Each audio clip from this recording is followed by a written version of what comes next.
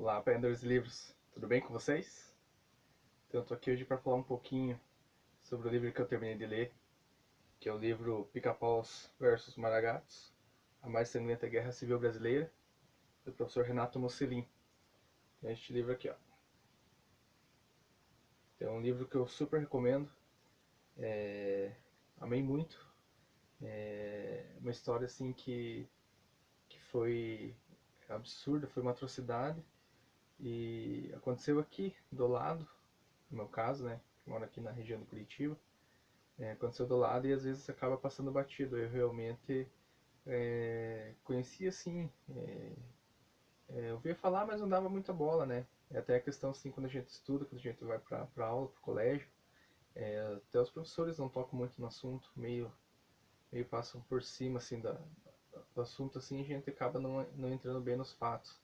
E foi bem curioso a forma como eu me interessei por esse tipo de assunto, que foi bem recente. Eu estava trabalhando, aí o meu chefe pegou e comentou comigo que ele gostava de ler bastante sobre a Revolução Federalista. Aí começou a me contar me explicou que a Revolução, a Revolução Federalista ela é considerada a terceira maior revolução do mundo.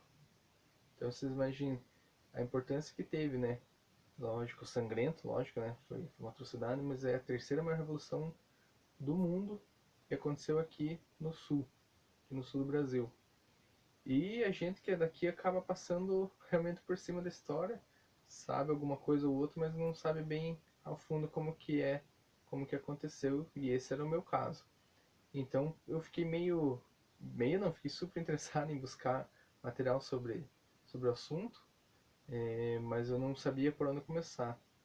Aliás, até o meu chefe ele comentou comigo que lá na França lá tem um bimestre, lá não sei se é um bimestre, um semestre lá das escolas lá que eles estudam só sobre a Revolução Federalista, enquanto nós aqui que está no nosso país aqui a gente passa batido, né? Então veja, a gente que estuda a Revolução Francesa, a França estuda sobre a Revolução que aconteceu aqui no sul do Brasil.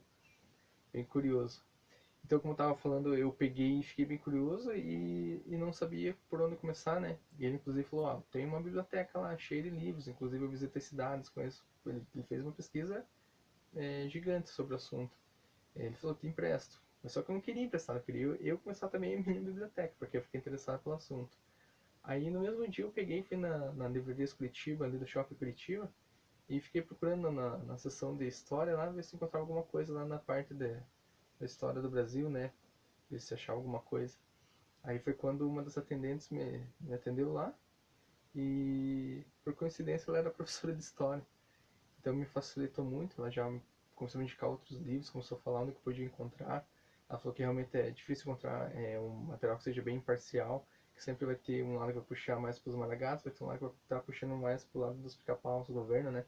Então, encontrar um material bem imparcial é bem difícil. E ela falou, tem um que a gente tem, tá lá no estoque, se você quiser eu trago para você. Foi quando ela me indicou então Pica-Paus versus Maragatos do professor Renato Mussolini.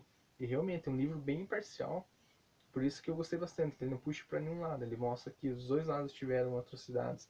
Então, tanto o governo quanto o lado dos revolucionários, eles cometeram atrocidades dos dois lados. Então, os dois lados foram muito sangrentos dos dois lados, sabe? Não teve um certo e um errado. E o que acontece? Você pega um lado imparcial, parcial, né, no caso, ele sempre vai estar puxando para alguém. Então, por exemplo, aqui o que ele fala, ele deixa bem claro, até tem uma parte aqui que ele fala que, principalmente aqui em Curitiba, ficou aquela sensação assim de que o governo era o mocinho e os maragatos eram os bandidos.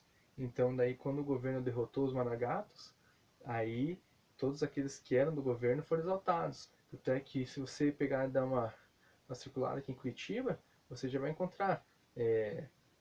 Ali tem a Avenida Marechal Deodoro, tem a Avenida Marechal Floriano Peixoto, Marechal de Ferro, né? A Avenida Vicente Machado. Então são o lado do governo que lutou naquela época, né? Então veja, é difícil. Eu confesso que não lembro uma rua que tem o nome de Gumercindo Saraiva. Eu não lembro. Ele foi talvez o principal líder dos Maragatos, né? E eu não recordo do nome, pelo menos uma avenida famosa, pelo menos aqui perto aqui. Pode ser que tenha algum bairro aí, mas eu não confesso que não recordo. Lógico, se você pegar vai ter lideranças, eu falo mais paranaense aqui porque eu sou do Paraná, que também tem ali a sua praça, a sua rua ali, mas eles, como posso falar, eles aproveitaram quando os Maragatos tomaram Curitiba, eles ficaram do lado dos Maragatos. Quando o governo tomou Curitiba de volta, eles ficaram do lado do governo. Então quem estivesse no governo, eles estavam juntos. Que nem foi o caso, por exemplo, do Generoso Marques. Então tem a praça ali em Curitiba, que é a Praça Generoso Marques. Então Generoso Marques ficou do lado dos Maragatos, e quando o governo voltou, ficou do lado do governo. Ele foi um importante político também no cenário aqui local. Então ele teve ali a sua homenagem também. Achei bem interessante também, o Vicente Machado foi bem covarde, porque quando as tropas da Revolução dos Malagasy tomaram Paranaguá, eles avisaram que estariam vindo tomar Curitiba e daqui ia para São Paulo, né? Aí quando eles anunciaram que vinham para Curitiba, o Vicente Machado, que então era o governador do estado, ele chamava de presidente do estado, mas era o governador, ele emitiu uma carta lá, publicou uma carta lá dizendo que ia defender o Paraná com unhas e dentes, ia dar o próprio sangue dele se precisa, ia derramar o próprio sangue para defender o estado. E, bem no fim, 2 dias depois ele acabou fugindo para São Paulo com sua família. Então mostrou quanto ele era corajoso. Até os jornais da época publicavam sobre a coragem do Vicente Machado. E aí quando o governo conseguiu juntar as tropas para vir retomar Curitiba, aí o Vicente Machado voltou junto. E só que ele, nesse período que ele fugiu de Curitiba, ele tirou a capital. A capital não foi mais Curitiba. Curitiba daí não era a capital, estava tomada pelos federalistas, né? Aí a capital acabou sendo a cidade de Castro, aqui no Paraná. Então, a cidade de Castro acabou sendo a capital por alguns dias, né? Por algum tempo ali, a capital do estado, que era onde o Vicente Machado transferiu ali a capital. Então, uma outra situação que eu achei interessante também, eu não sabia, é que durante o livro foi falando sobre o combate na cidade de Desterro, em Santa Catarina, e eu nunca tinha ouvido falar, né, Desterro. Aí depois que ele vai e conta que, na verdade, Desterro é o que hoje é Florianópolis. Então, Desterro tinha esse nome, a população já não gostava do nome de Desterro, e quando o governo acabou ganhando, então, essa revolução, eles fizeram essa homenagem, então, pro Marechal Floriano Peixoto, então, por isso que virou Desterro, deixou de ser Desterro, e então teve o plebiscito, e foi, então, colocado, então, o nome de Florianópolis. Então, Florianópolis, em homenagem ao Marechal de Ferro, Marechal Floriano Peixoto. Tem bastantes situações, assim, casos que você lendo, você vai vendo, nossa, eu já ouvi falar nele, já pesquisei alguma coisa sobre ele, e você vai ver a importância que ele teve na história. Que nem, por exemplo, Rui Barbosa, você vai ver a importância que ele tinha. Aí você vai também descobrindo que o Brasil também é uma associação de golpes, porque se for ver bem ali, deram o golpe no imperador, né, no Dom Pedro II, para instaurar a república.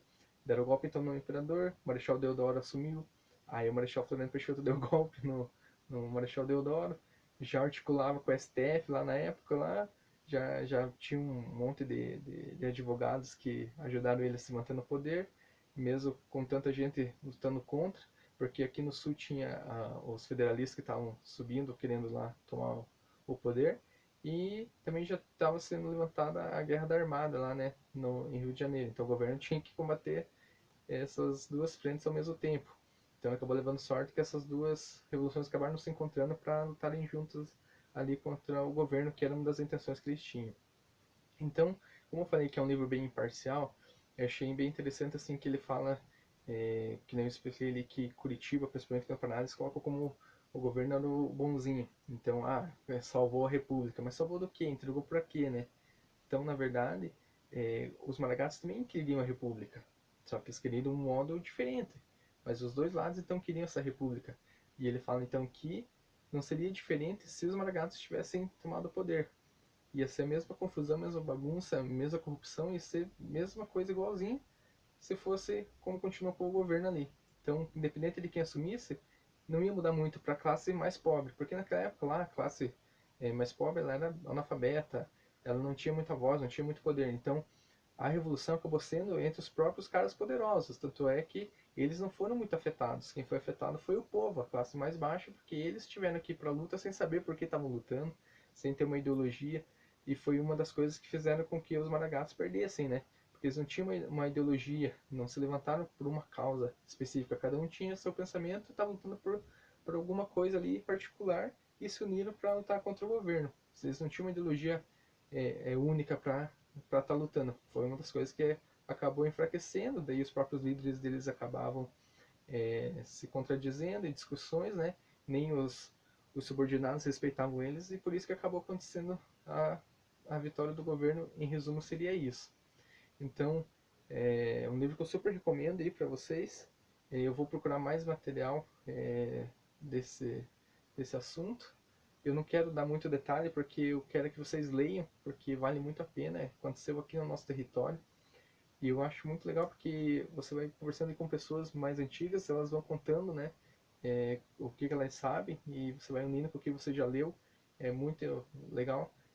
Até quando estava na metade do livro, eu conversei com um amigo, que ele também é mais velho, e daí eu comentei com ele, né, falei, achei legal, porque ele mostra bem como que era, né, que no Nordeste tinha, o que era forte era a cana-de-açúcar, né, aí no Sudeste era o café, aqui no Paraná e em Santa Catarina era a erva mate, no Rio Grande do Sul era o charque, lá pro norte lá era a borracha. Então o Brasil já tinha, cada um tinha seu polo de economia ali, tinha sua fonte de riqueza ali, sua forma de como conduzir a indústria.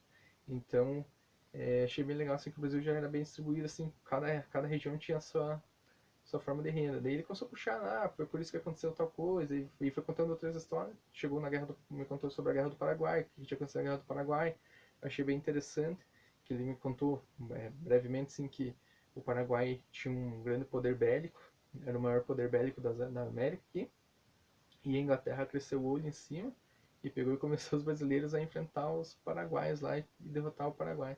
Foi quando aconteceu a famosa Guerra do Paraguai. E é bem interessante, dar uma pesquisada bem por cima, assim, vou ter que procurar material para estar lendo, mas o Paraguai ficou sem, estava acabando os soldados deles, colocavam criança de 12, 13 anos para lutar. Aí os marechais aqui do Brasil, aqui, iam lá, matavam criança e voltavam para ser condecorado como marechal, como herói de guerra, assim, estavam matando criança. Então, também foi uma guerra, assim, bem, com uma atrocidade gigante, assim, e aconteceu aqui também, do ladinho. Então, quero estar pesquisando mais coisas, assim, sobre o assunto. Não é difícil, não é fácil encontrar material imparcial, que é o que eu quero, não quero encontrar materiais tendenciosos, né?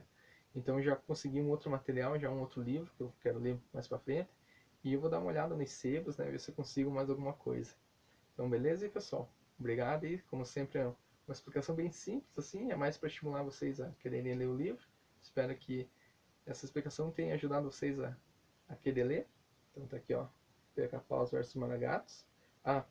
Por que Pica-Paus versus Maragatos? Então, os Pica-Paus, os Maragatos, na verdade, apelidaram o governo de Pica-Paus ali, porque eles parece que eles tinham um uniforme que parecia um pica-pau típico da região aqui do sul. E por isso que eles apelidaram de pica-pau. E já os Maragatos é porque quando o líder revolucionário, me fugiu o nome dele agora, desculpa, Gaspar, Gaspar da Silveira, tem mais um nome, mas agora esqueci. Ele estava exilhado no Uruguai, ele estava lá na cidade, numa colônia onde era colonizado por bastante gente que vinha lá da Espanha, da Maragateia. Daí por isso que eles apelidaram então de Maragatos. Então, os revolucionários ficaram apelidados de Maragatos quando eles vieram para cá. Então, super recomendo. É um livro totalmente imparcial, não puxa nem para um lado nem para o outro. Ele mostra bem certinho como que aconteceu as coisas. Eu não vou entrar em muitos detalhes aqui porque vocês têm que ler. É incrível, é muito rico de detalhes aqui e vai com certeza fazer vocês quererem pesquisar mais e conhecer as cidades, que é o que eu quero. Quero ler mais um pouco do material, entender mais um pouco a questão quero pegar uns livros de sociologia, descobrir como que era o cenário na época, bem certinho, né, o que levou bem certinho cada um ter seu motivo de luta, e depois poder conhecer as cidades que tiveram essa guerra aqui federalista, a mais sangrenta guerra civil brasileira. Beleza? Então, pessoal, muito obrigado e um forte abraço. Então, leiam Pica-Paus versus Maragatos, do professor Renato Mussolini. Valeu!